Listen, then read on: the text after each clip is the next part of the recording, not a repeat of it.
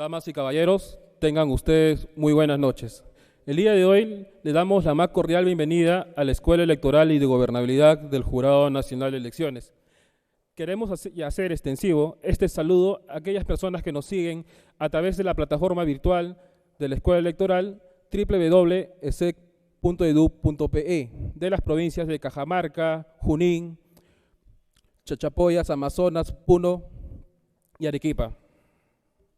El día de hoy, continuando con la programación del módulo 3 de los martes electorales, denominado Nuevas Tecnologías y Procesos Electorales, queremos continuar con la tercera sesión, denominada El voto electrónico no presencial y el uso del Documento Nacional de Identidad Electrónico, el cual estará a cargo del doctor Flavio Rodríguez Robles. El doctor Flavio Rodríguez Robles es economista de profesión, doctor en Administración Estratégica por la Pontificia Universidad Católica del Perú. Asimismo, también es doctor en Administración por el Maastricht School of Management de Holanda y maestro en Administración de Tecnologías de la Información por el Instituto Tecnológico y de Estudios Superiores de Monterrey, México. Asimismo, también tiene un magíster en Administración de la Escuela de Administración de Negocios para graduados CESAN y un posgrado en Informática por la misma Casa de Estudios. El doctor Flavio Rodríguez es un profesional con amplia experiencia en las organizaciones del sector industrial y de servicios públicos y privados en el Perú y ha ocupado cargos en la gerencia de empresas tales como Industrias Electroquímicas, es asesor de la Jefatura Nacional de la Oficina Nacional de Procesos Electorales, ha sido director en informática en la Municipalidad de San Borja y actualmente es asesor de la Jefatura Nacional del Registro Nacional de Identificación y Estado Civil. Sin más, hay que recibirle con un cordial aplauso al doctor Flavio Rodríguez.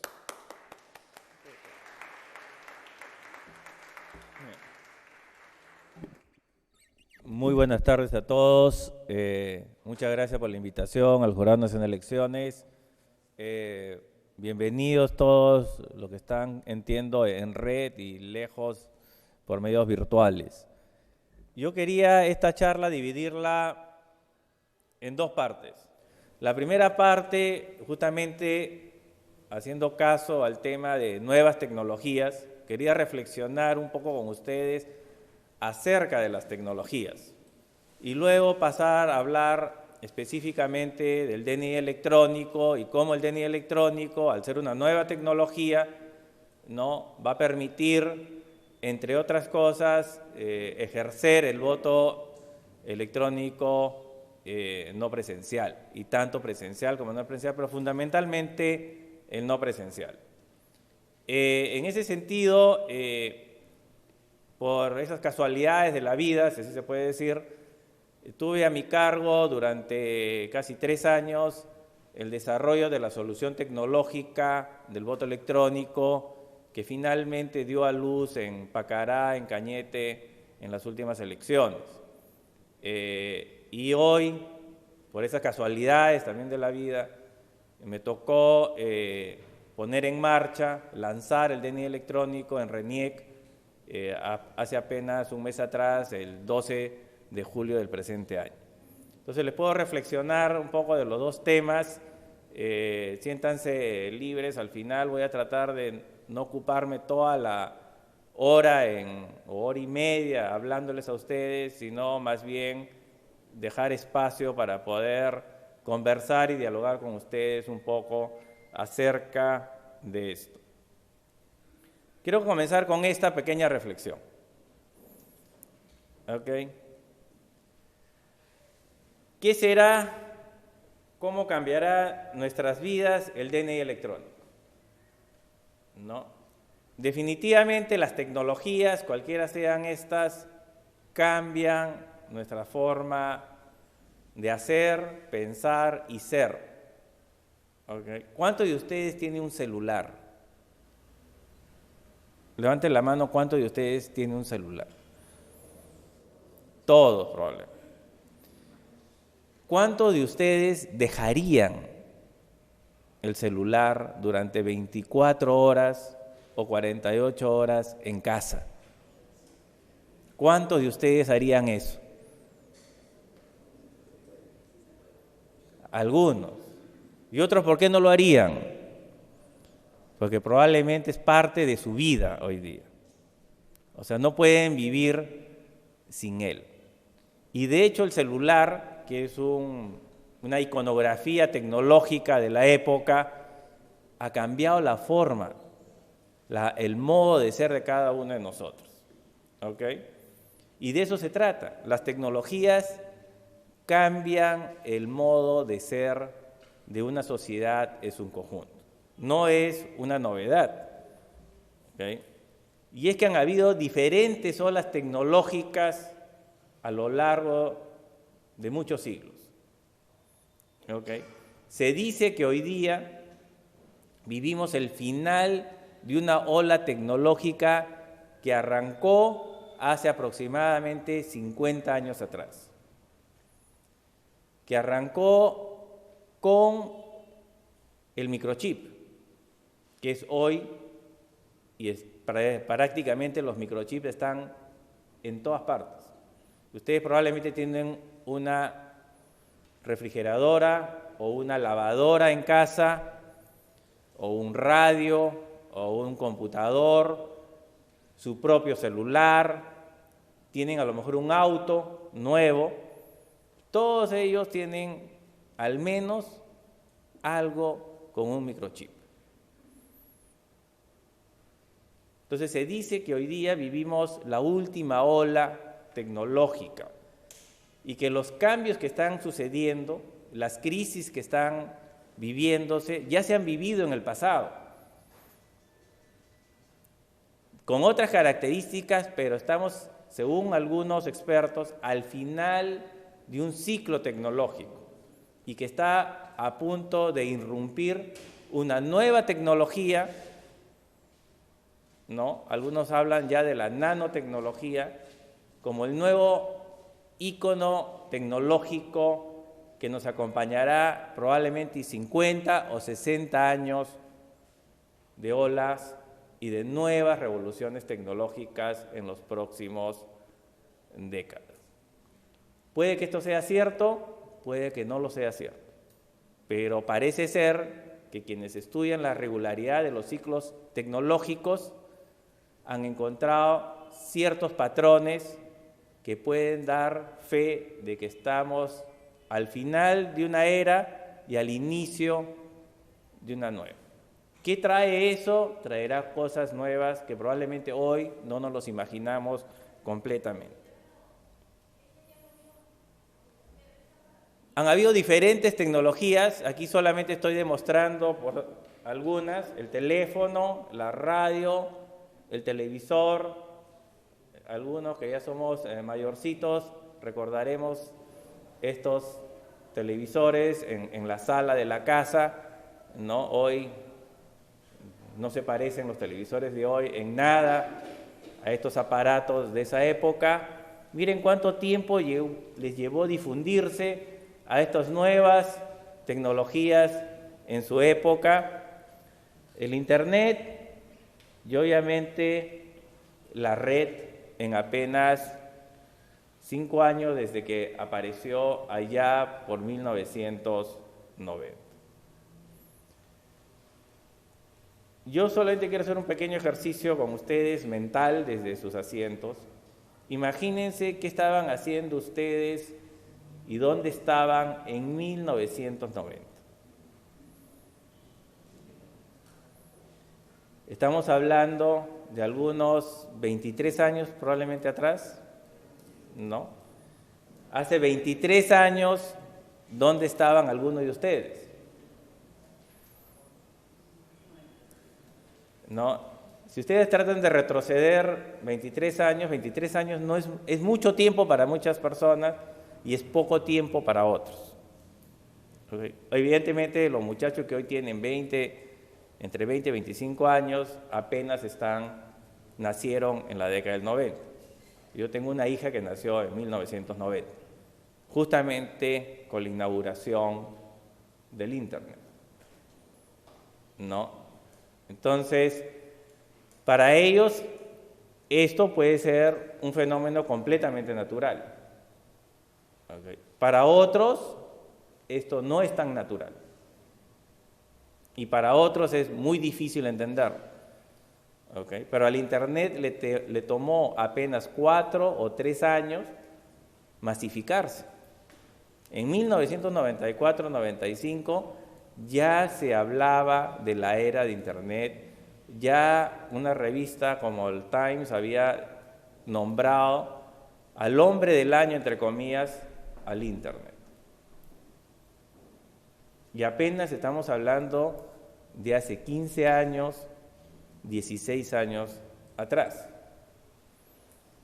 Entonces, como ustedes se pueden imaginar, toda esta revolución de hace 20 años atrás, hoy, de cierta manera, ha transformado a las sociedades en su conjunto de una manera muy dramática. Y por eso les decía más temprano el caso del celular, algo que nos ha cambiado la vida por completo. Quienes hemos tenido la posibilidad de vivir sin celular, ¿no? En algunos momentos de la vida hoy extrañamos esa posibilidad de que el celular desaparezca, ¿no? Por lo menos en la vida laboral. Hoy prácticamente no te desconectas de la oficina durante 24 horas del día. Antes por lo menos te podías desconectar de la oficina cuando salías de la oficina. Hoy prácticamente eso es un sueño, si no imposible, de llevar a cabo. Miren lo que sucede hoy en apenas un minuto en la red. ¿Cuántos de ustedes usa Twitter?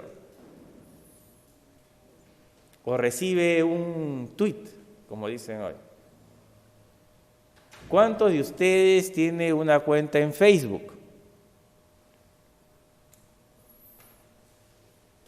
¿Cuántos de ustedes sube películas al YouTube, etcétera? Es decir, todo esto ha cambiado. No recuerdo muy bien si fue este año o el año pasado, justamente el Jurado Nacional de Elecciones, fue ya el año pasado, y llevó a cabo un evento que se dio en el Sheraton, y a mí me tocó presidir la mesa justamente en nuevas tecnologías. Y recuerdo de una exposición de unos expositores mexicanos de voto electrónico y otra que hablaba justamente sobre el rol de esto en un proceso electoral. Y eso es a veces lo que hay que también reflexionar. Es decir, es cierto que a veces muchas de las normas de los procesos electorales están pensados sin la existencia de tecnologías. Como por ejemplo la publicidad. No se puede hacer publicidad después de cierto momento, ¿no? Pero ¿cómo evitan ustedes la publicidad con esto? ¿Alguien podrá pagar el Twitter o el Facebook o las cuentas de correo? Todo eso pueden enviar mensajes hasta el mismo día de las elecciones. ¿Cuánto puede impactar estas tecnologías en un proceso electoral?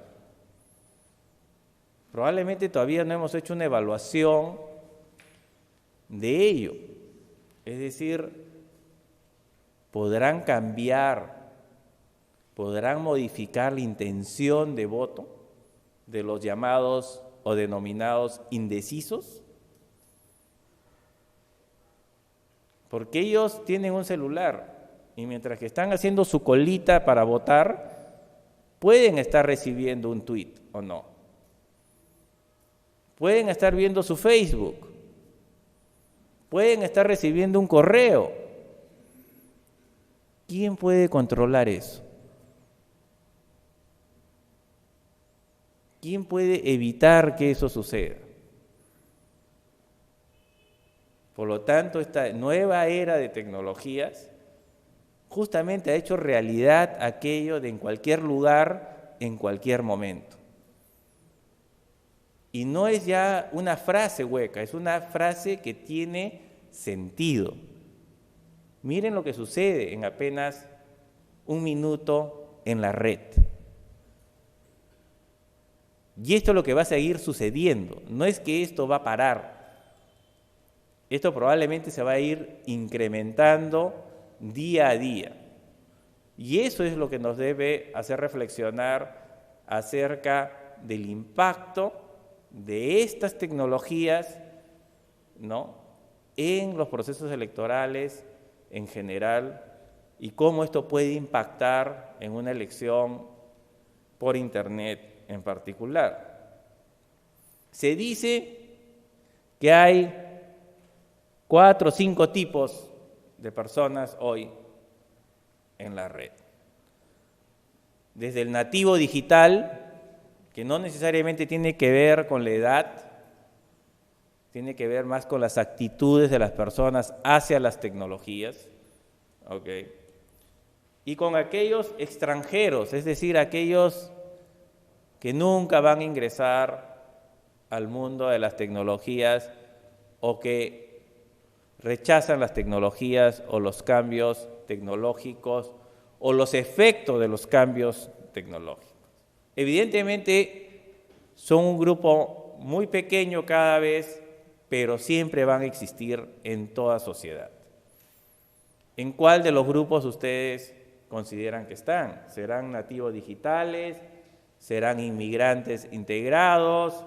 ¿Serán inmigrantes forzados? ¿O se considerarán extranjeros? Cada uno tiene características particulares. Es una clasificación, hay otras, yo les traigo esta, para ver en cuál de esos ustedes consideran, háganse una autoevaluación y en cuál de esos están. No solamente por el uso del celular, sino por cómo aceptan los efectos y los impactos de las tecnologías en general. Y esto puede ser muy útil cuando uno discute ciertos temas de ciertos roles de las tecnologías en ciertos aspectos de la sociedad o de la vida de las personas en particular y del voto electrónico, como lo veremos ahora. ¿Qué es el voto electrónico? ¿Okay? Y eso es algo que vale la pena discutir brevemente. Okay. Esto es algo que fue una reflexión cuando estuve en OMPE y tratábamos de discutir una definición o lograr una definición de qué era el voto electrónico, finalmente. Y en el caso particular del Perú, ¿qué era eso? Bueno, es muy simple, es el uso de tecnologías, es automatizar el proceso y todas las actividades del día famoso D de la jornada electoral.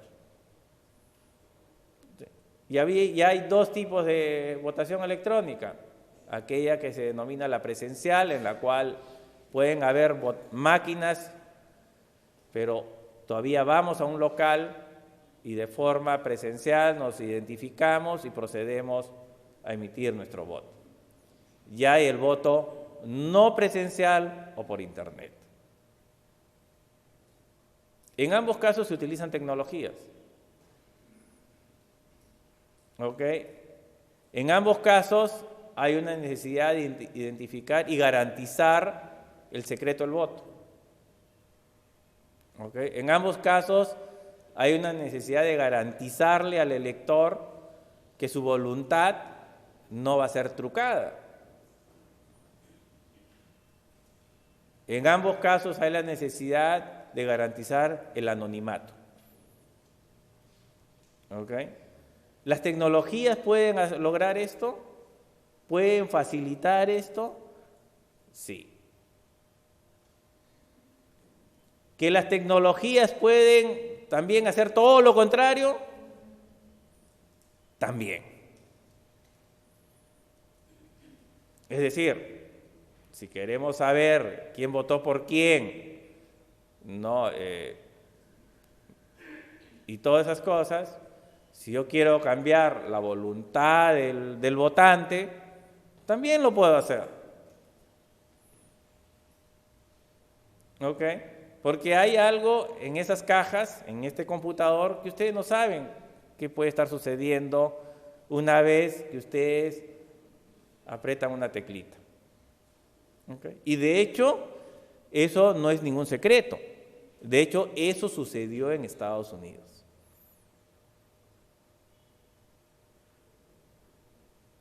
Después del año 2000, en que se pusieron a caminar muchísimas votaciones electrónicas en el país del norte, de hecho se descubrieron muchos casos en los cuales se habían coludido programadores, los que programaban las máquinas, con ciertos candidatos para que cada cierto número de votos uno vaya a su favor.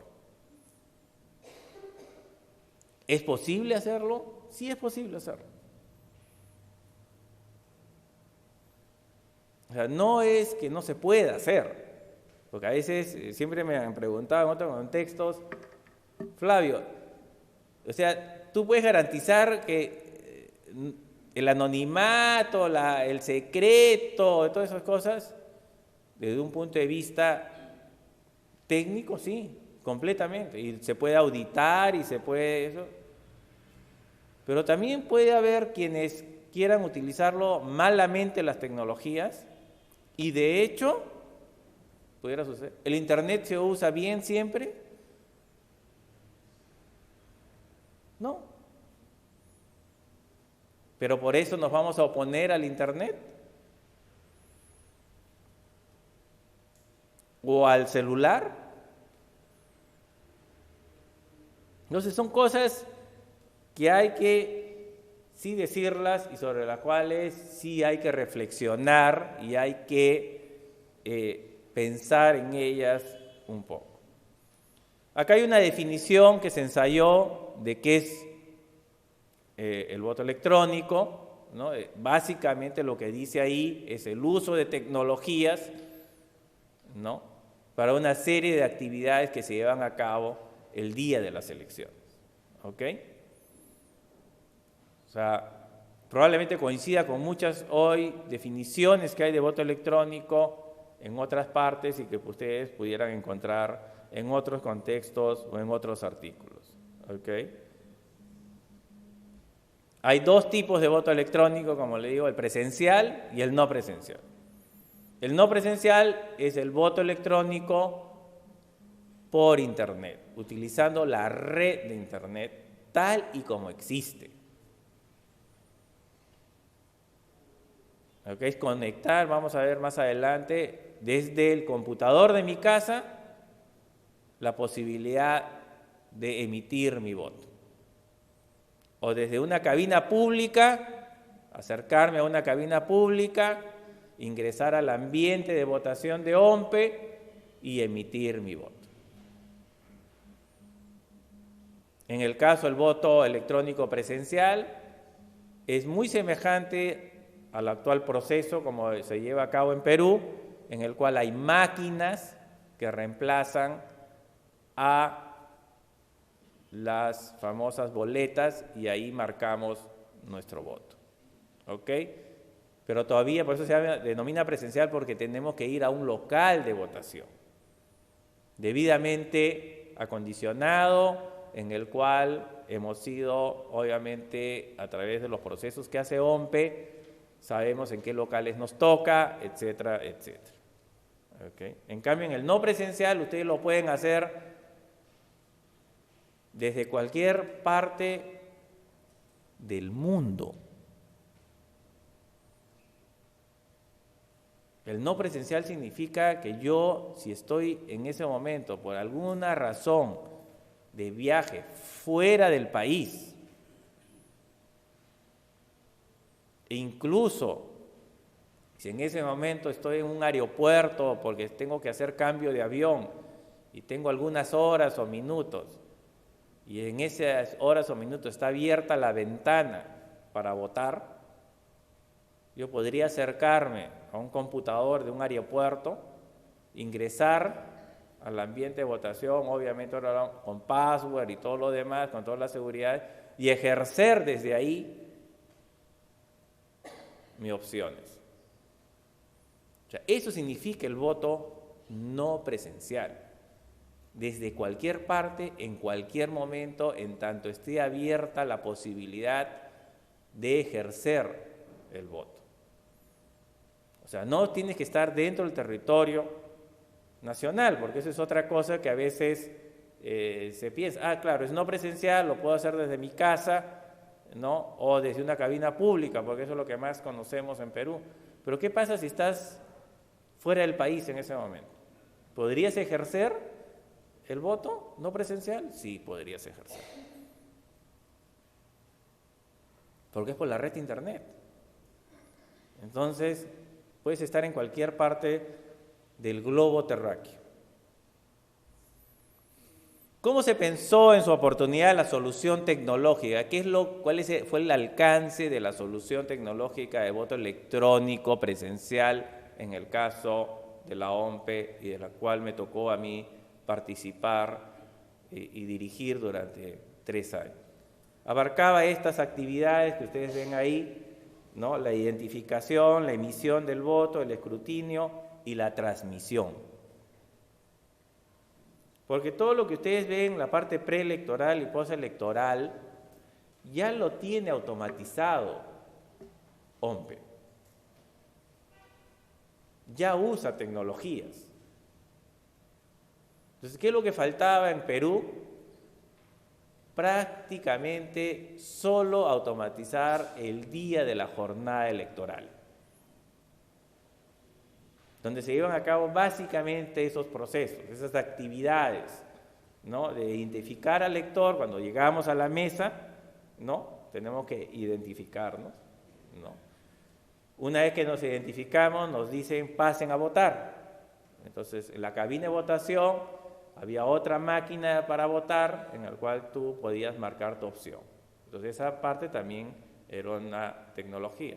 Y finalmente, el escrutinio, es decir, ya no contábamos papelitos, sino la máquina, a través de un procedimiento, le hacías enter y te sumaba internamente y te arrojaba el resultado. Eso es lo que hacen en la práctica todas las máquinas de votación electrónica. Ya no hay la intervención de contar los papelitos, ¿ok? Y ya se registra, se identifica y se registraría al votar, ¿ok? Voy a explicarlo más adelante cómo el DNI electrónico juega un papel en todo esto. La solución tecnológica, brevemente, de la presencial era multicabina. Una cosa que sí cuidamos mucho en esta solución tecnológica de OMPE fue que los equipos no estaban en red. O sea, la máquina donde ejercemos nuestro voto es independiente de las máquinas que están en la mesa. O sea, no están conectadas por ningún medio. Justamente para evitar cualquier suspicacia de que pudiera haber alguna transmisión de información. Es decir, son cosas completamente independientes. Si tú te identificabas en la mesa, en una máquina, y de ahí te daban una tarjeta que te autorizaba a abrir la cabina de votación, abrías la cabina de votación, ejercías tu voto, se grababa ahí tu voto y regresabas y devolvías la llave a la mesa, y con eso, al final del día, donde se llevaba a cabo el escrutinio es en la máquina donde habíamos ejercido la votación, ¿ok? Y eso es básicamente lo que se pensó en la solución tecnológica. No habían redes de ninguna naturaleza en eso. ¿Cuáles fueron los grandes objetivos del voto electrónico? Era mejorar básicamente el servicio, hacerlo más rápido y hacerlo más sencillo. Más rápido y sencillo tanto para los miembros de mesa como para el ciudadano. ¿Ok? ¿Cuántos de ustedes han sido miembros de MES? ¿No? ¿Cuánto tiempo han estado después de las 4 de la tarde? ¿No? Dependiendo muchas veces del tipo de elecciones, ¿no? Algunas horas, digamos. ¿No? ¿No? Entonces, con esto lo que se buscaba justamente era hacerlo más rápido, obtener resultados más rápidos, ¿no? Y simplificarle la vida a los miembros de MES. Y por tanto al ciudadano que tenemos que ser miembros de mesa en algunas oportunidades, ¿no? Menos papeles en la mesa, ¿no? Menos discusiones sobre si las sumas cuadran o no cuadran, ¿no? Aquí no hay posibilidad de que no cuadre la suma, ¿no? La máquina internamente es la que hace todas las operaciones de sumas y restas, ¿no? Y emite un reporte final de lo que sucedió en esa cabina de votación. Y eso vendría a ser el acta y todo lo demás.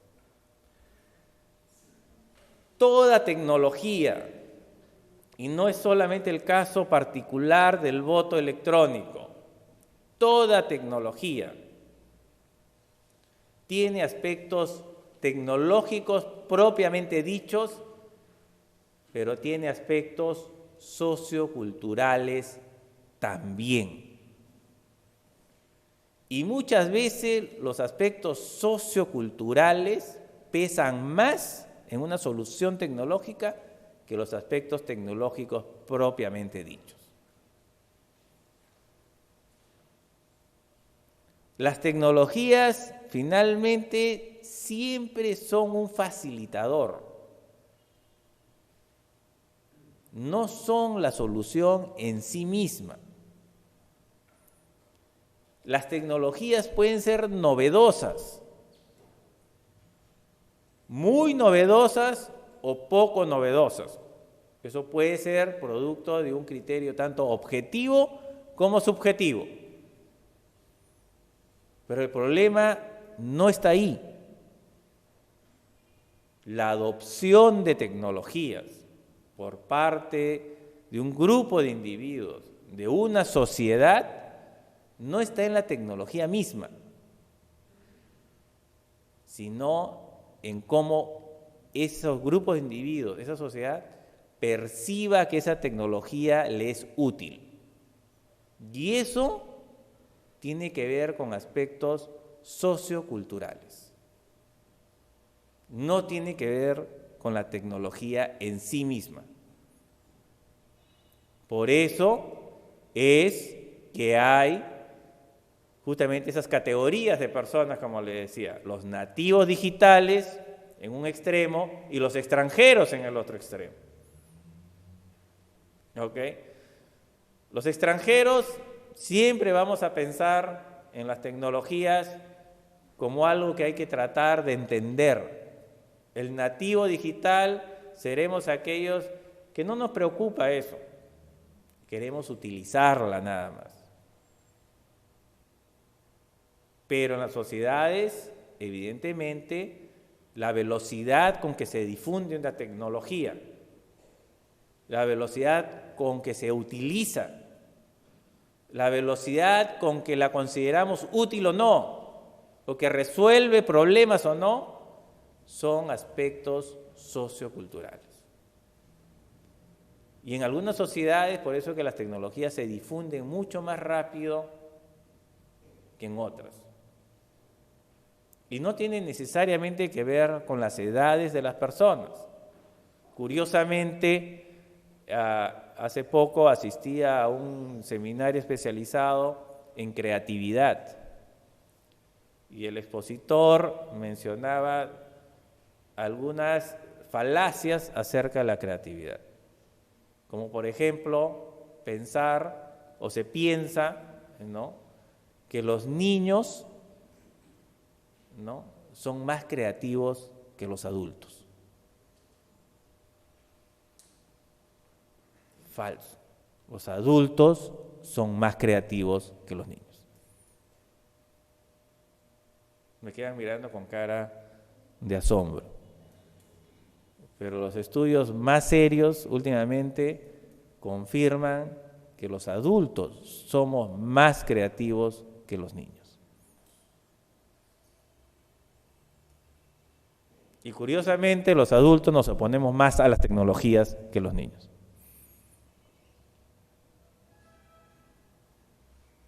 Parece un poco contradictorio, pero eso es lo que está produciendo. ¿Por qué? Porque lo que hay son aspectos socioculturales, no son aspectos con respecto a la tecnología en sí misma. ¿No? Y otro paradigma que tenemos con respecto a la creatividad, y que tiene que ver mucho con esto que estoy hablando, es, este experto decía, siempre creemos, o hemos creído durante mucho tiempo, ¿no? Y ya está demostrado que no es así, que siempre cuando alguien viene de afuera trae una nueva perspectiva y por lo tanto es más creativo, porque los que estamos dándole vuelta al tema somos incapaces de encontrar una solución novedosa.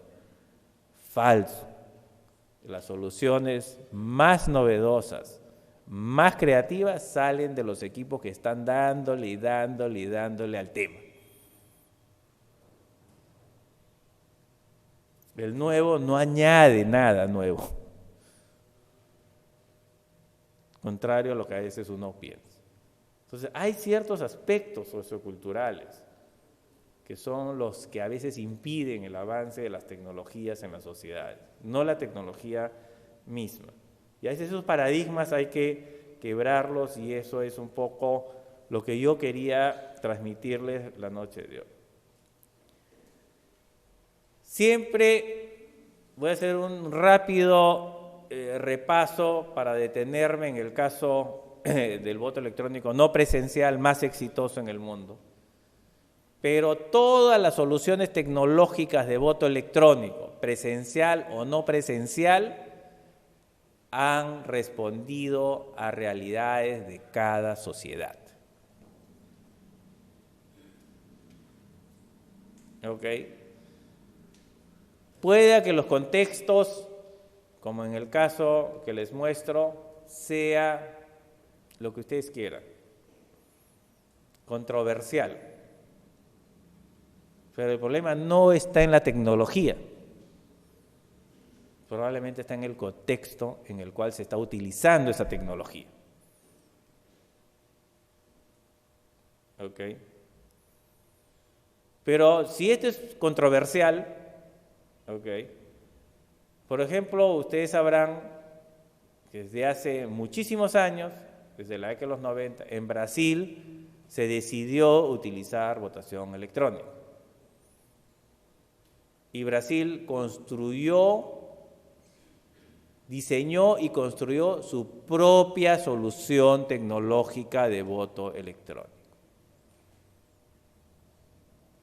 Probablemente alguno de ustedes alguna vez haya tenido oportunidad de ver esa maquinita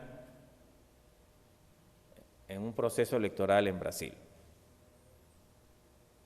Pero esa maquinita que ustedes ven ahí responde a la idiosincrasia, a las características de los brasileños. ¿Cuántos de ustedes han escuchado controversias serias sobre el sistema de votación electrónico de Brasil? Críticas del sistema de voto electrónico de Brasil. Es cierto que también les tomó su tiempo a Brasil. Hoy han pasado muchos procesos electorales, han mejorado su solución tecnológica y la siguen mejorando. Pero es una solución construida por ellos para ellos.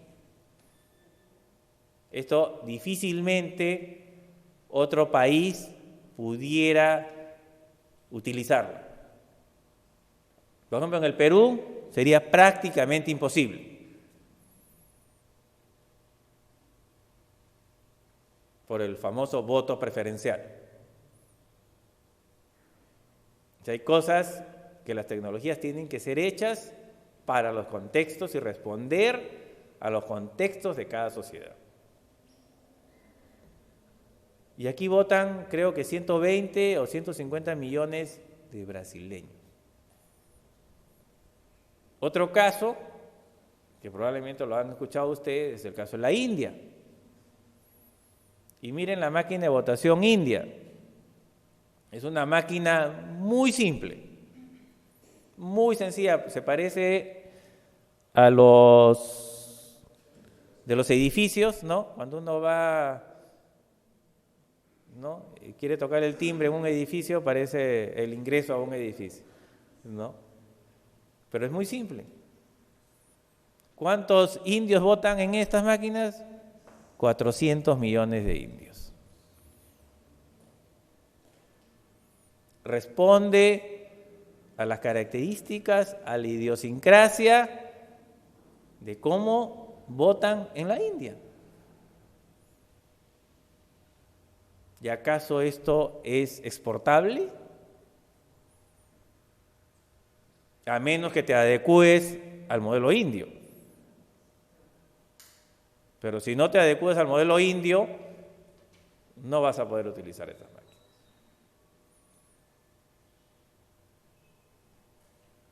Entonces, y este es el paradigma, no sé si ustedes ya saben, el paradigma del voto electrónico por Internet es Estonia. Es cierto que Estonia es un país pequeño, una población pequeña, ¿no? Pero por Internet votan aproximadamente 3 millones de personas.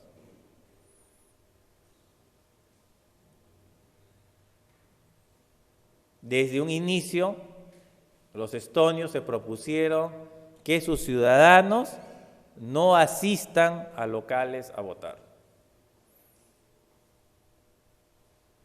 Y desarrollaron una solución tecnológica para que toda la votación sea por Internet. Obviamente esto estuvo acompañado de lo que ahora voy a hablar, del DNI electrónico estonio. Sin DNI electrónico no hay posibilidad de voto electrónico presencial y no presencial. Por lo menos para asegurar la identidad fehacientemente del elector, ¿ok?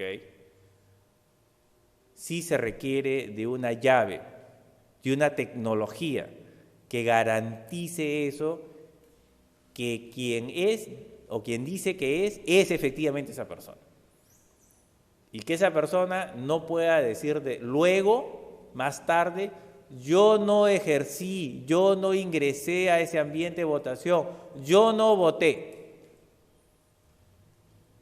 ¿Cómo podemos garantizar eso?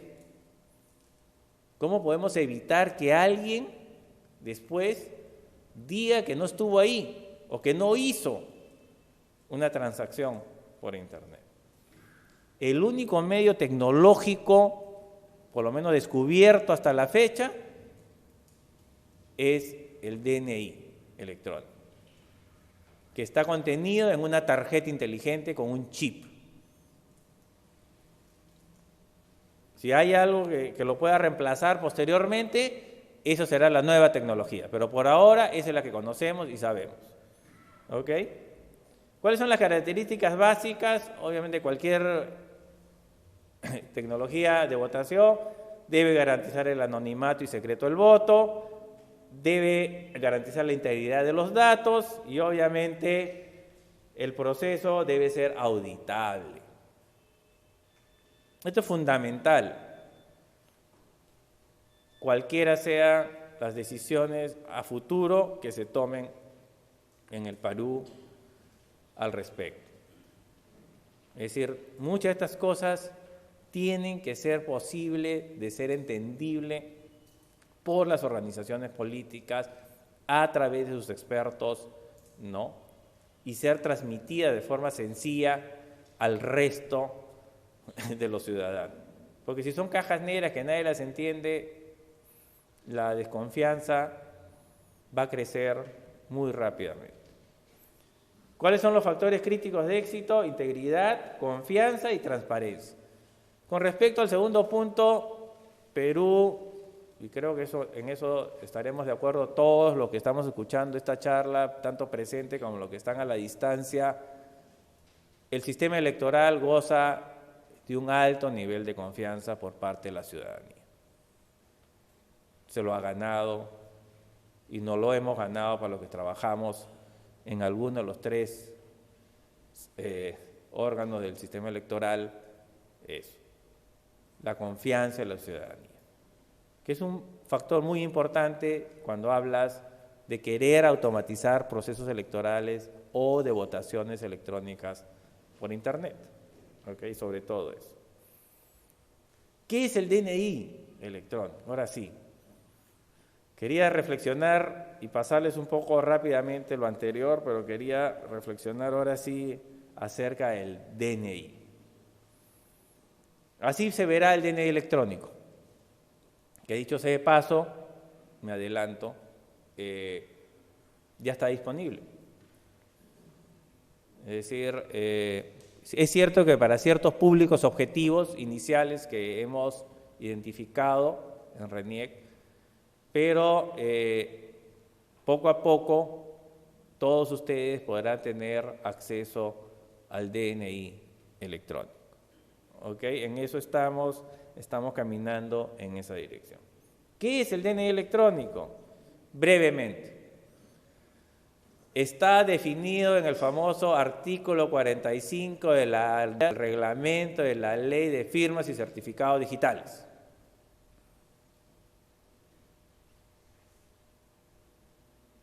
El DNI electrónico es algo que te acredita presencial y electrónicamente, ¿no? Permitiendo la firma digital de documentos electrónicos y el ejercicio del voto electrónico presencial y no presencial. ¿Dónde está esta definición? En el artículo 45 del reglamento de la Ley de Firmas y Certificados Digitales. Okay. Así fue definido.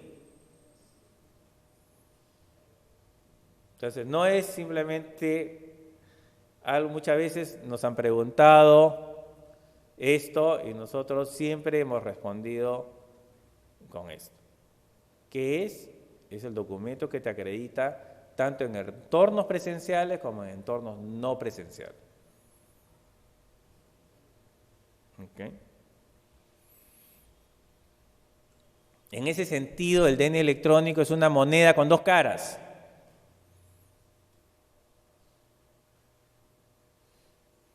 De acuerdo con esa definición. En una de las caras están nuestros actuales datos, tal y como los vemos en nuestro actual DNI. Eso no ha desaparecido. ¿Ok? Son los mismos. Si ustedes ven, tanto el anverso como el reverso del DNI electrónico va a contener los datos que actualmente tenemos en nuestro actual DNI.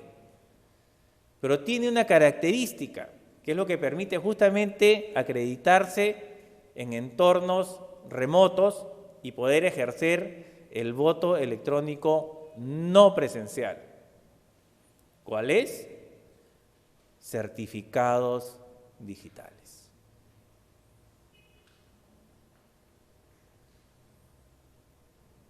Certificados digitales que a su vez son acreditados, son validados por un tercero que es Indecopi.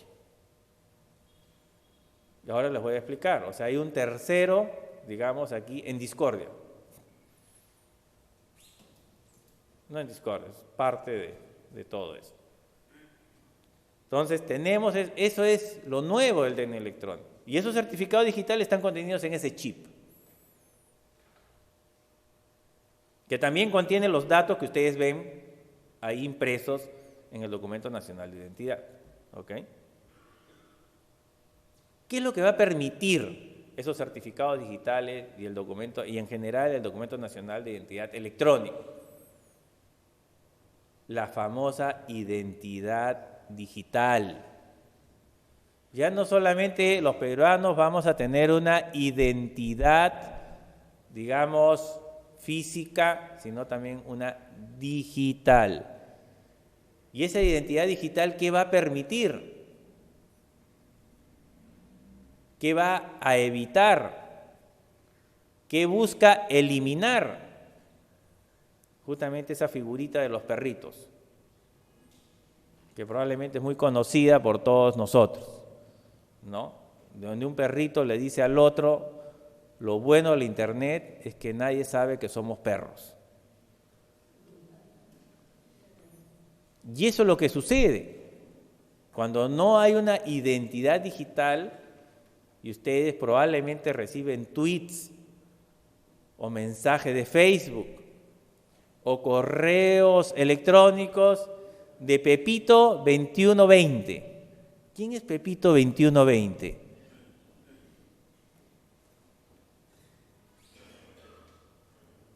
Ese anonimato desaparece cuando uno tiene una identidad digital. Entonces RENIEC va a proporcionarle a todos los peruanos una identidad digital, que están contenidas en los certificados digitales. El DNI electrónico va a permitir múltiples usos. Vas a poder acceder a tus servicios públicos y privados cuando estos estén disponibles. Vas a poder firmar documentos, ¿no? Vas a poder autenticarte, etcétera, etcétera. Va a quedar mucho a la imaginación y a la innovación en servicios públicos y privados de las instituciones. Pero permite muchas cosas en el futuro. El DNI electrónico tiene un chip, que es un microchip, que es un microprocesador, en donde se guarda una serie de información, entre ellas tus datos, se guardan los certificados digitales, se guardan tus plantillas biométricas, entre otras cosas. ¿Ok? Ese chip, vale la pena resaltarlo, es un chip con alto nivel de seguridad.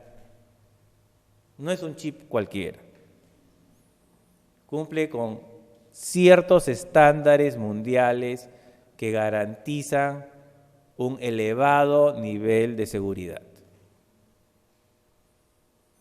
Es más, tiene un nivel de seguridad de tal naturaleza que si alguien trata de manipular el chip, si algún hacker o algún estudiante de ingeniería, que no necesariamente tiene que ser un hacker, quiere tener la curiosidad de saber qué contiene el chip, qué puede hacer con él, y quiere leerlo sin los permisos correspondientes, ¿no? El chip se bloquea.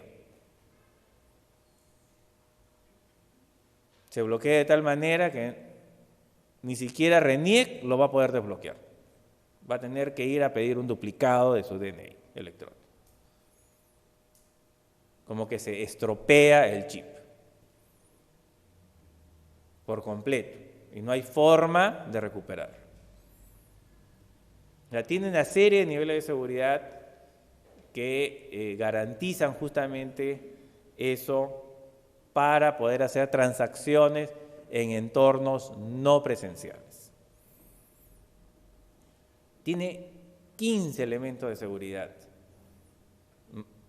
aparte del chip. Algunos requieren de luces ultravioletas para poderse apreciar, ahora se los voy a mostrar, como estos, ¿no? Otros requieren de microscopio. Por razones de seguridad no le puedo decir dónde, pero hay ciertas cosas que requieren de un microscopio para ver dónde están ciertos elementos de seguridad de este nuevo Documento Nacional de Identidad Electrónica. Con respecto al actual, que tiene 6 o 7, este tiene 15 elementos de seguridad. Por lo menos, tanto en su impresión como en las partes que uno puede ver a través de algunos elementos de ayuda, como son luces ultravioleta.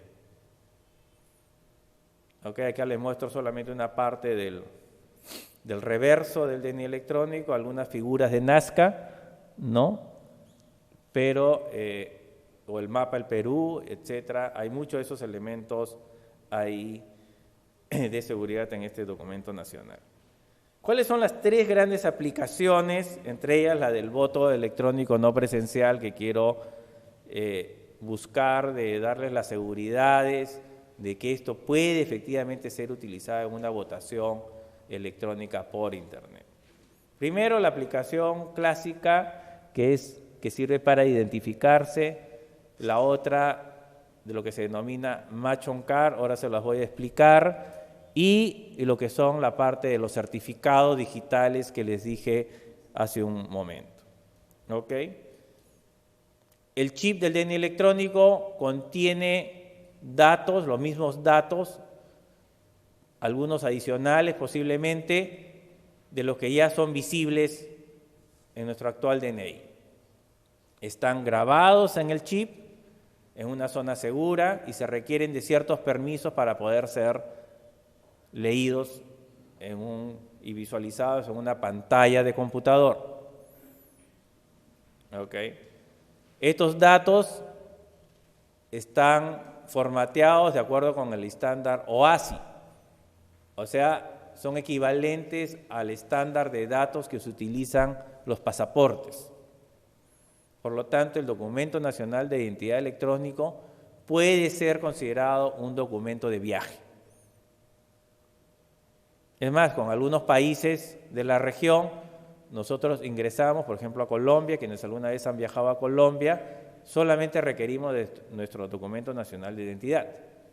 Igual los colombianos, cuando ingresan a Perú, se identifican con su Documento Nacional de Identidad. Con el Documento Nacional de Identidad Electrónico, en el futuro, cuando ingresemos a Colombia, simplemente vamos a tener que pasarlo por una maquinita y ya vamos a poder registrar nuestro ingreso a ese país y nuestra salida correspondiente.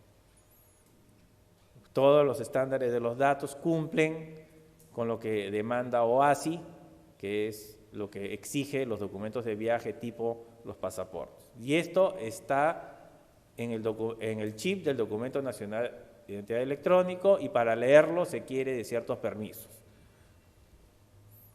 El Match on Card, que sirve para autenticarse en entornos presenciales. ¿Qué es el Match on Card? El Match on Card es una aplicación que tiene el Documento Nacional de Identidad Electrónico. ¿Qué es lo que se guarda en el chip del Documento Nacional de Identidad Electrónico? Se guarda una plantilla biométrica. Es decir, esa imagen que ustedes tienen en su actual Documento Nacional de Identidad también se guarda en el chip, en una zona cifrada. ¿Ok? No es una zona pública. ¿Qué es lo que va a permitir esto? Que a través de un aparatito, imagínense que ustedes tengan su Documento Nacional de Identidad, lo van a poder ingresar. No sé si últimamente alguno de ustedes probablemente tiene esas nuevas tarjetas de los bancos que tienen chip, ¿no? O no sé si se han percatado que los nuevos POS, esos donde pagamos con tarjetas de débito, tienen unas ranuritas abajo para ingresar las tarjetas. Esos son lectores de tarjetas inteligentes. ¿Okay? Esos lectores de tarjetas inteligentes pueden tener un huellero. Entonces, ¿qué es lo que hace el Match on Card? Tú vas a ingresar tu documento nacional de identidad en esa ranurita y después te van a pedir probablemente que pongas tu huella digital en el huellero, en la pantalla. ¿Ok? ¿Qué es lo que va a hacer? Va a comparar la huella que tú has puesto aquí con la que está contenida en el chip. Si coinciden, entonces van a decir que el portador de ese documento es quien dice ser. Esa es autenticación biométrica. En el futuro, por ejemplo, quienes quieren utilizar esta opción son los bancos. En el futuro los bancos, ¿no? Los cajeros automáticos, los bancos, te van a pedir que ingreses tu DNI electrónico y pongas en una ranurita tu huella digital. Entonces, si coincide tu huella con la del DNI electrónico, se te va a abrir la pantalla para que hagas la transacción correspondiente. Si no coincide, te la va a rechazar.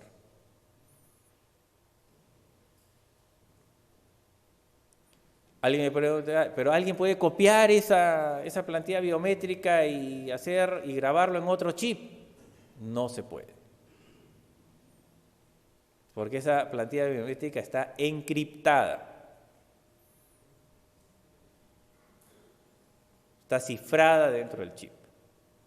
Y como les dije, si alguien trata de manipular el chip se va a bloquear. Y no va a permitir hacer absolutamente nada. ¿Con esto yo me podría autenticar en entornos no presenciales? Claro que sí.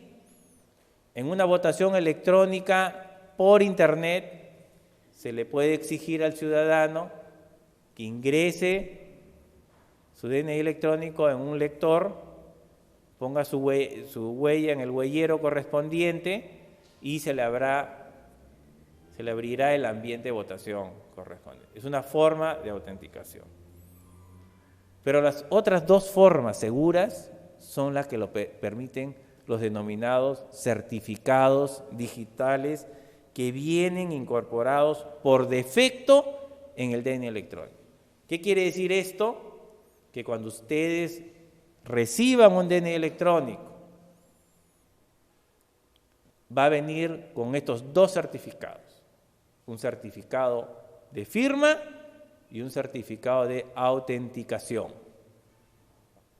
Todos los peruanos que obtengan un DNI electrónico van a tener dos certificados al momento que obtengan su nuevo documento nacional de identidad. Por defecto. Y ahí van a estar ahí disponibles para todos. Con respecto al certificado de firma, el certificado de firma va a permitir que tu firma manuscrita tenga el mismo valor que una firma digital. O al revés, la firma digital va a tener el mismo valor que el garabato que hacemos. Porque muchas veces todavía creemos, ¿no? Y eso nos pasa mucho, ¿no? De que lo único válido es cuando hacemos un garabato en un papel, ¿no? Firma. Bueno, pues en el futuro podremos firmar digitalmente. Y va a tener el mismo valor haber firmado digitalmente que haberlo hecho un garabato en un papel. Ya están las normas, ya existe esa. No estoy diciéndoles algo nuevo, o sea, ya la ley de firmas y certificados digitales ya así lo establece. O sea, no estoy diciendo nada que no esté ya, y el DNI electrónico responde a estas realidades legales ya existentes. ¿Qué es un certificado digital? Muy rápidamente, no voy a entrar a explicarles en detalle los aspectos más técnicos de esto, podemos conversarlo luego, ¿no? Ustedes van a tener prácticamente, es lo que se denomina en este mundo, las llaves simétricas y asimétricas, una llave pública y una llave privada, que es la que ustedes controlan y sobre la cual ustedes saben cuál es el PIN que les permite acceder a ella. ¿Ok? Todo este esquema lo garantiza una autoridad, ¿no? Un tercero. Ese tercero es Indecopi. ¿Ok? Si bien RENIEC te entrega un certificado digital, quien garantiza su validez, que puede estar vigente o revocado, es una autoridad competente. Y la autoridad competente en el Perú es Indecopi.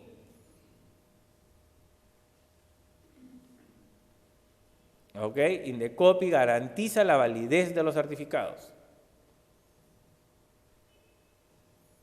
Y no solamente eso, sino que Indecopi, ustedes deben saber que RENIEC es la ESERNEP, la ESEP y la EREP del Estado peruano.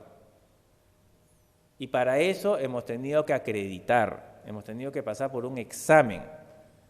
O sea, la emisión del DNI electrónico y los certificados contenidos en él están garantizados por un tercero que es Indecopi.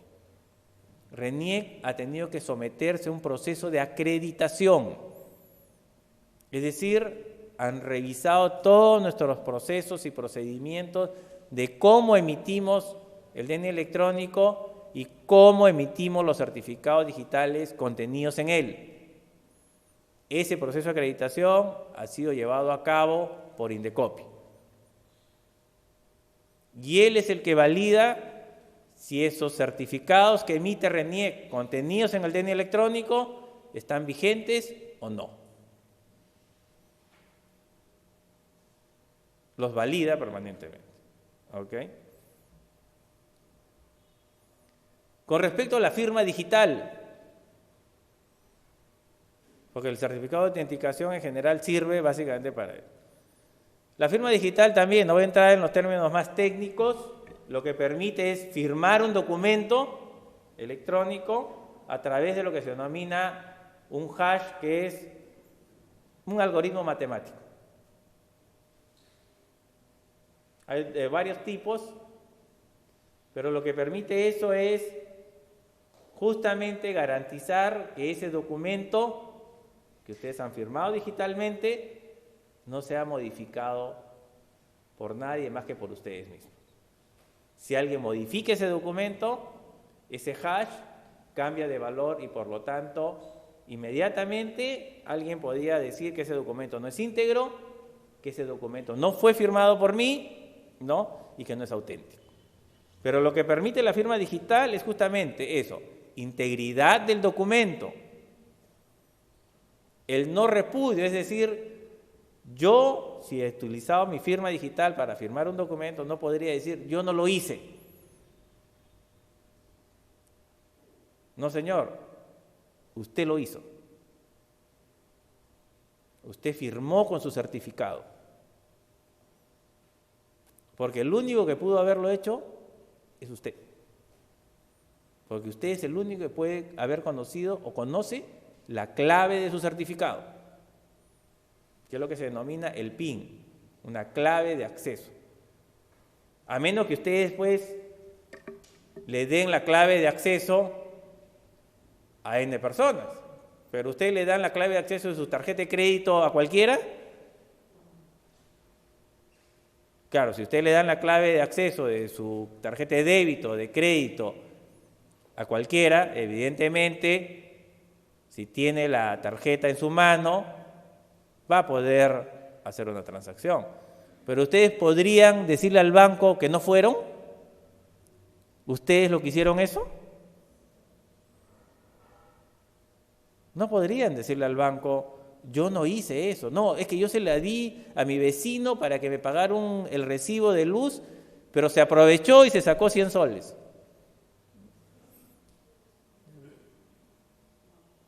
Lo mismo es con los certificados de firma y autenticación. Solamente ustedes van a saber esa clave de acceso. Y si solamente ustedes la saben, entonces ustedes no podrían decir que ustedes no fueron. Eso es lo que garantiza eso, y eso está garantizado a través de un tercero que es Indecopi. Entonces, en este juego no solamente participa RENIEC, sino participa un tercero, ¿no?, como garante de esto. ¿Ok? En el caso de la firma digital, obviamente hay un proceso de verificación, se verifica la firma y la integridad del documento. Se valida si el certificado está válido, está vigente en el momento que se está firmando. ¿Ok? Y hay un tercero, que es Indecopi, en el cual me pide que todos los certificados que yo emito estén en esa famosa lista de confianza. Entonces, cualquiera de ustedes puede saber si ese certificado está efectivamente con las garantías correspondientes. Si no lo está, evidentemente, ahí hay un problema.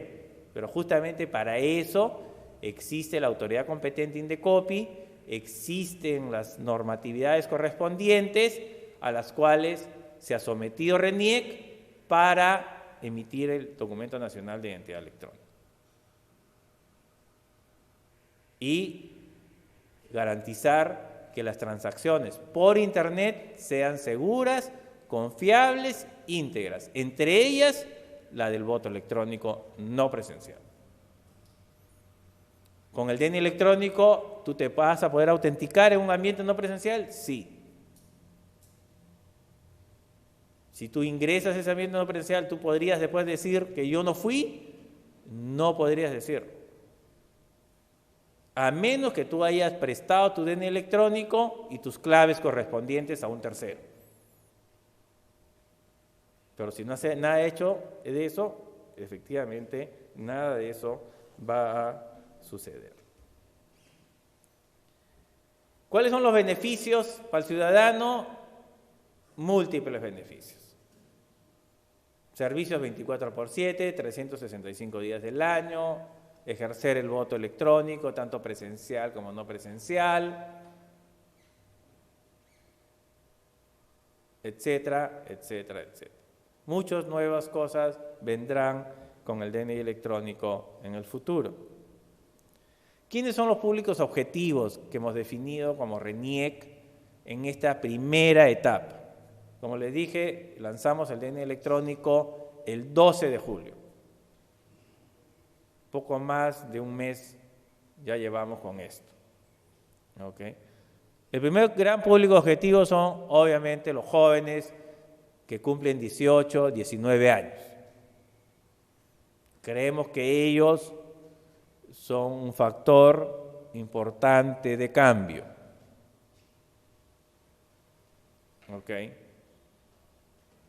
Y consideramos que ellos pudieran ser los primeros en quebrar la inercia con respecto a la tecnología.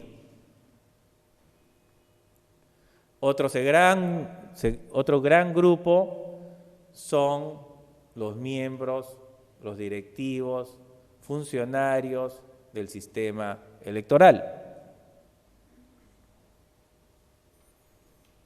Tanto los que trabajan en OMPE como los que trabajan en el Jurado Nacional de Elecciones, en plazos muy cortos, ya estamos trabajando eso con ellos, van a poder obtener su documento nacional de identidad electrónica. ¿Okay? Y un tercer gran grupo son el resto de instituciones públicas o privadas, ¿no? Y aquí queremos acompañarlos en el esfuerzo, ¿ok?, a las instituciones públicas y privadas, ¿no?, para que a través de convenios identifiquemos públicos objetivos que ellos, a quienes desean entregarle el DNI electrónico, y nosotros procederemos a darle, pero que en contraparte ellos desarrollen servicios electrónicos en donde se pueda utilizar el DNI electrónico. Por ejemplo, pensión 65, beca 18, ¿no?, en donde el ciudadano pueda explotar todo el potencial que tiene el DNI electrónico, sea porque se va a autenticar biométricamente, sea porque va a ingresar a un ambiente a través de un cajero para recoger su pensión, ¿no? Pudieran hacerse esto. La idea es ir masificando los usos del DNI electrónico a medida que vayan las instituciones públicas y privadas creando y generando servicios para el ciudadano. Creemos que esto va a empezar a caminar muy rápidamente en los meses venideros. Ya hay mucho interés de muchas instituciones. Ustedes imaginen, ¿cuántos de ustedes tienen la famosa clave SOL? ¿No? SUNAT pudiera querer que todos los que utilizamos clave SOL nos autentiquemos y firmemos, por ejemplo, nuestras declaraciones juradas digitalmente. Entonces ya en el futuro todo eso podrá ser firmado con el DNI electrónico. Imaginen que su próxima declaración jurada, ustedes ingresen al ambiente de SUNAT y firmen digitalmente su declaración. Entonces, todo eso va a venir.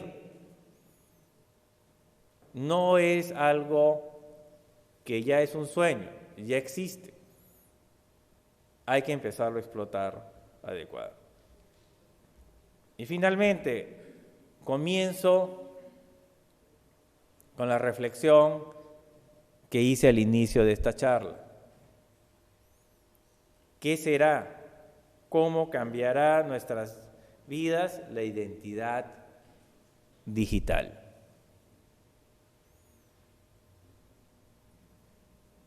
Soy un convencido de que el DNI electrónico, de hecho, es una llave segura y puede facilitar y va a facilitar el voto electrónico no presencial. De manera segura, de manera confiable, de manera íntegra. No seremos el primer país, ni seremos el último país. Como les dije, el paradigma en voto electrónico no presencial es Estonia. Es cierto que muchos me podrán decir, sí, es un país más pequeño, muchas veces le echamos la culpa a la cultura, son otra cultura, son europeos.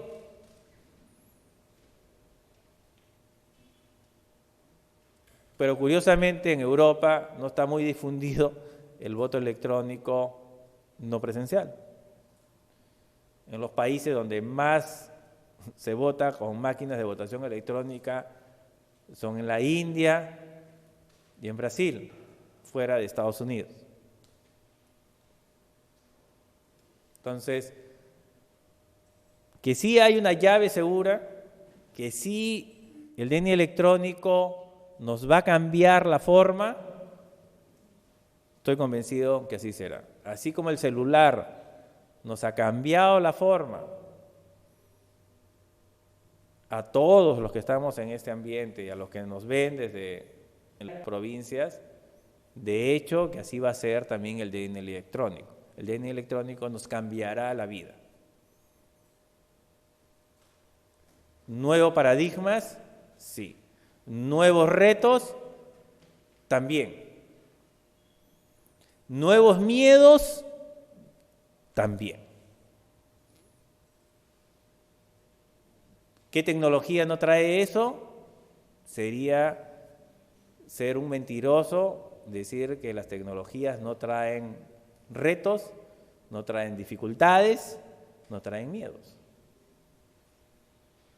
Pero va a depender justamente de aspectos socioculturales y en este caso de la confianza e integridad que tiene el sistema electoral peruano para ir poco a poco, porque esto es un proceso, ¿no?, introduciendo nuevas tecnologías de voto electrónico no presencial en donde se pueda utilizar y explotar en su máxima potencial el DNI electrónico. muchas gracias por su atención y quedo a la disposición para cualquier pregunta, en fin, que ustedes deseen hacer.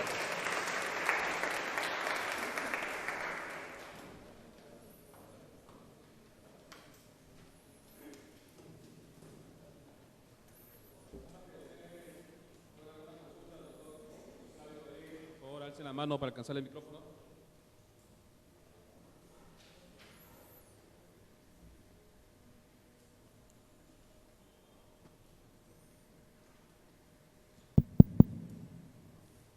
¿Alguien desea hacer alguna pregunta al doctor Flavio Rodríguez?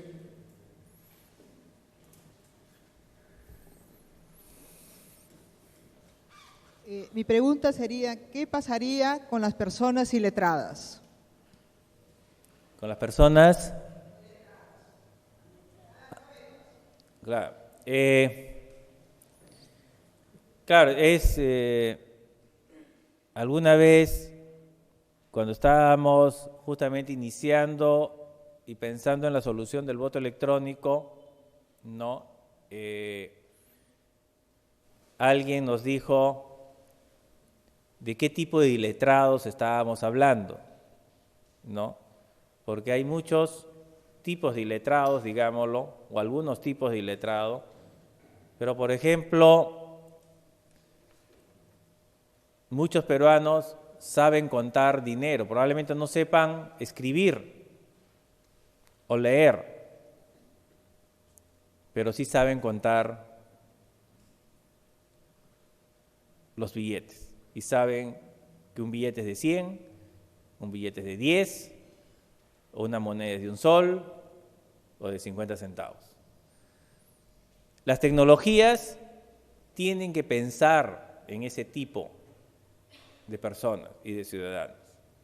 Es cierto que en esta primera solución tecnológica que se desarrolló como prototipo en OMPE, ese aspecto ya estaba en el plan, no se pudo plasmar, pero de hecho sí se tiene planeado en ese tipo de iletrados, no solamente en iletrados, sino en personas con alguna discapacidad, porque pueden haber también personas que no ven, personas que no tienen manos, ¿no? Entonces, las tecnologías tienen que también buscarse soluciones para ese tipo de personas, no solamente los iletrados, sino personas con alguna discapacidad.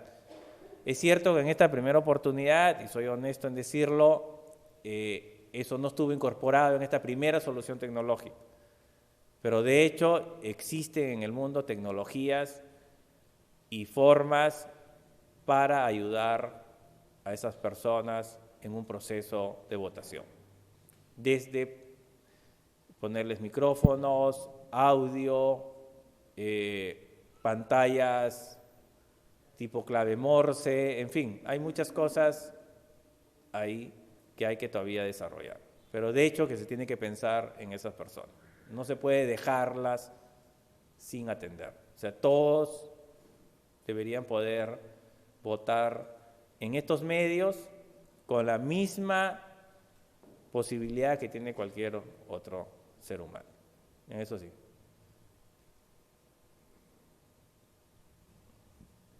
Buenas noches. Son dos preguntas. Una de ellas es ¿cuántos millones de soles le costaría al Perú realizar un voto electrónico? La primera pregunta. La segunda pregunta es, básicamente, ¿por qué el voto electrónico se tiene que hacer progresivamente? Si acá en el Perú contamos con una buena plataforma electrónica, y usted lo comentó hace poco, que todos los peruanos contamos con un celular. Con respecto al costo, no tengo cifras últimas, te soy honesto. En algún momento, cuando desarrollamos el prototipo de votación electrónica,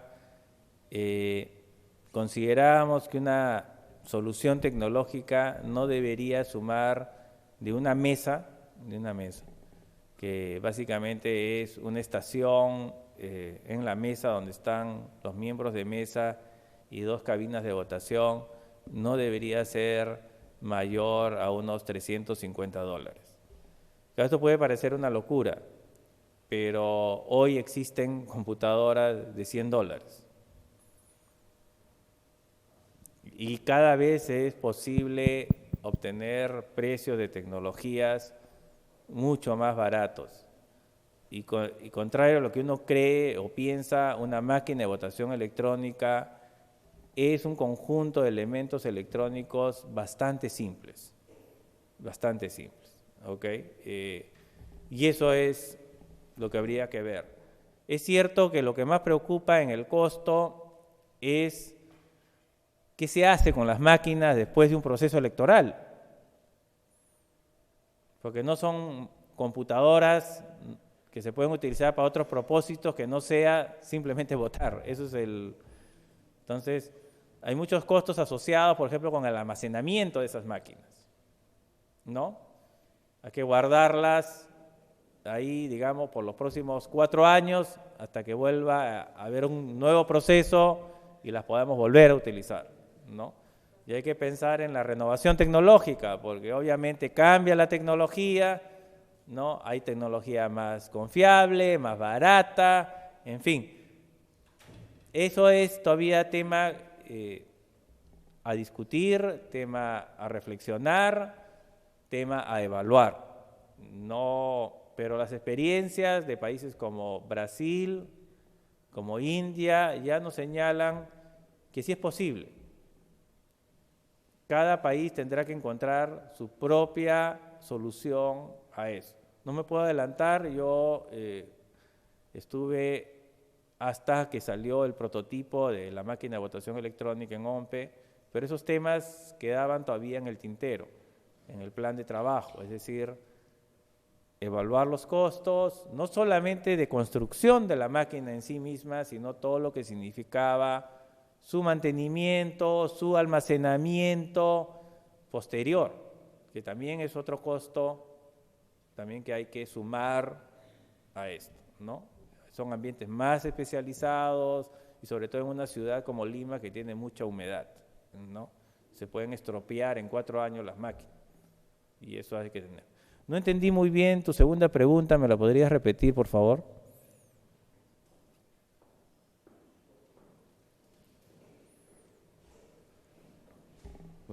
¿Por qué tenemos que realizar el voto electrónico progresivamente si contamos acá en el Perú con una buena plataforma informática?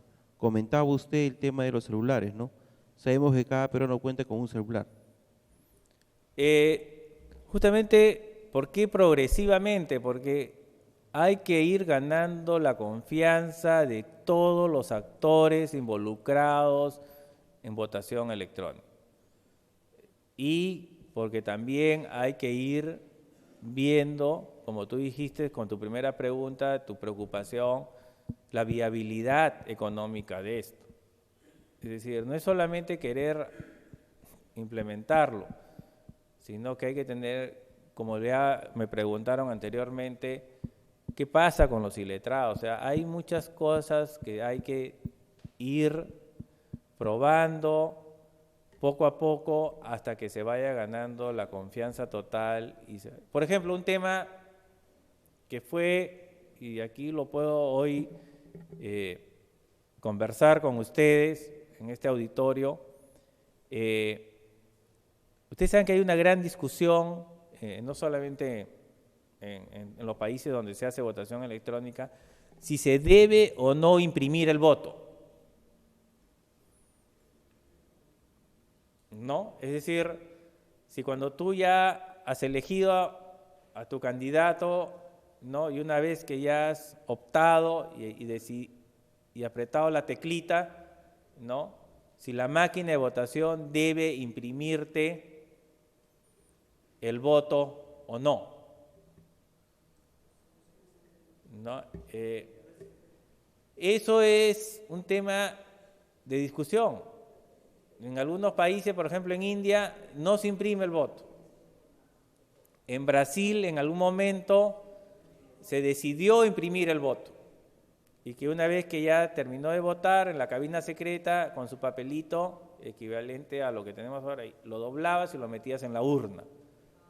¿no? Y lo que hacían posteriormente era, como auditoría, sumaban, o mejor dicho, el resultado que arrojaba la máquina lo comparaban con el resultado de contar los papelitos. Es una forma válida de hacer auditoría y que puede brindar confianza a la ciudadanía, al elector, que se está respetando su voluntad. Pero ahí surgen problemas tanto técnicos como socioculturales.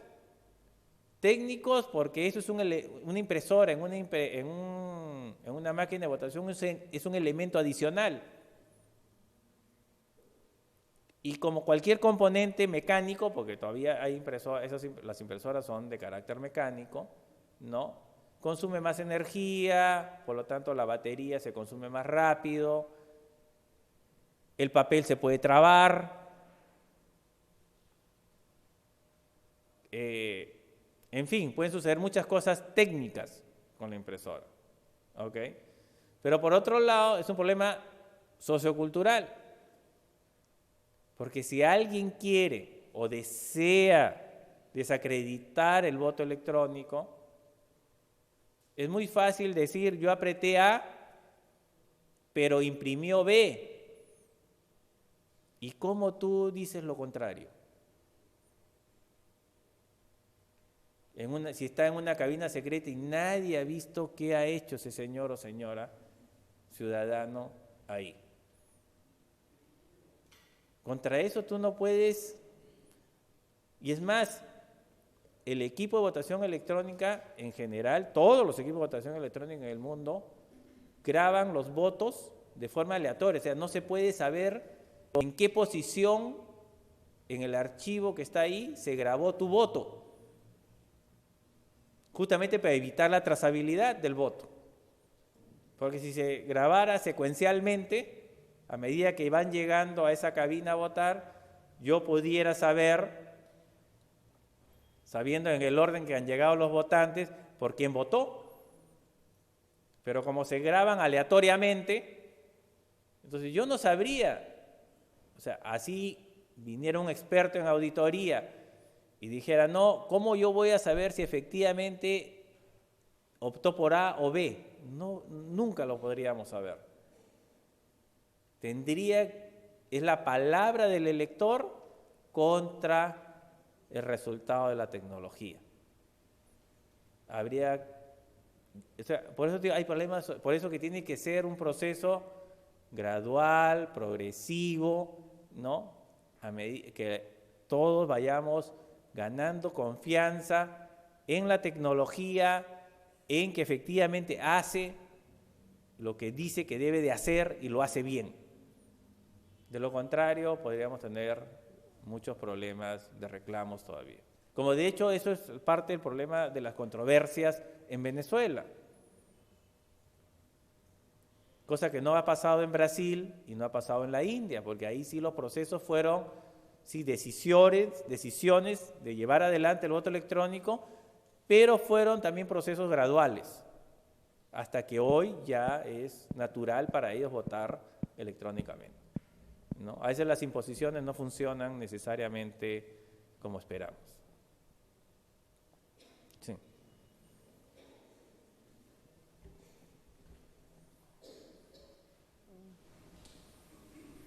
Buenas noches, señor Flavio. Bueno, de antes usted estaba haciendo una explicación sobre el sistema de votación en la India. Estamos hablando que este país es un país con pobreza y ya tiene un sistema digital de votación. Dígame usted, ¿qué le falta a nuestro país para poder tener este tipo de sistema? Aparte, también nos estaba hablando usted sobre el sistema de votación en Estonia, ¿no? Que ya tienen ellos lo que es el documento de identificación digital, ¿no? Entonces, ¿por qué en nuestro país todavía no hay esto? ¿Qué es lo que todavía impide para que tengamos este sistema? Como le decía, creo que todavía hay algunos aspectos a evaluar, ya en los aspectos de los costos, como hemos dicho, ¿no? Por un lado, y los aspectos socioculturales por otro. Es decir, creo que todavía considero que debemos ir, por lo menos es mi perspectiva, pues cambiar con respecto a quienes hoy están al mando y dirigiendo la OMPE, pero creo que lo mejor es ir caminando poco a poco. Las organizaciones políticas, los ciudadanos, el sistema electoral, todos tienen que ir aprendiendo porque es una nueva tecnología. Implica cambios fundamentales en el proceso de cómo se van a llevar a cabo el día de la jornada electoral, ¿no? Cómo se van a llevar a cabo las auditorías, etcétera, que todavía tenemos que aprender. No creo que salir abrumadoramente pueda ser una garantía de éxito. Todos los países, como te digo, han ido poco a poco. No creo que deberíamos aprender un poco de ellos en ese sentido, por lo menos esa experiencia, ir poco a poco también avanzando.